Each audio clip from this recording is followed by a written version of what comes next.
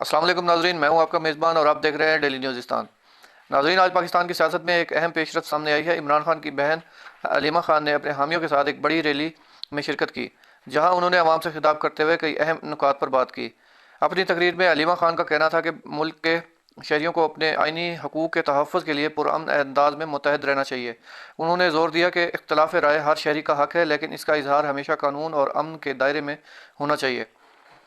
انہوں نے عمران خان سے متعلق اپنے موقف کو دہراتے ہوئے کہا کہ انصاف کی فراہمی اور قانونی عمل کو شفاف ہونا چاہیے۔ ان کے مطابق عوام کی رائے کا احترام ہی جمہوری نظام کی بنیاد ہے اور یہی ملک کو آگے لے جا سکتا ہے۔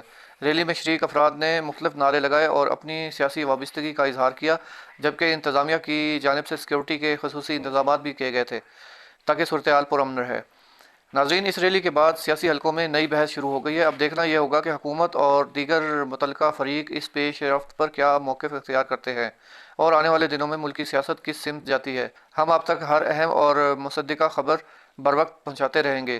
آپ کو ہماری ویڈیو پسند آئے تو اسے لائک کریں، اپنے دوستوں کے ساتھ شیئر کریں اور ڈیلی نیوز سبسکرائب کرنا نہ بھولیں۔ اللہ حافظ۔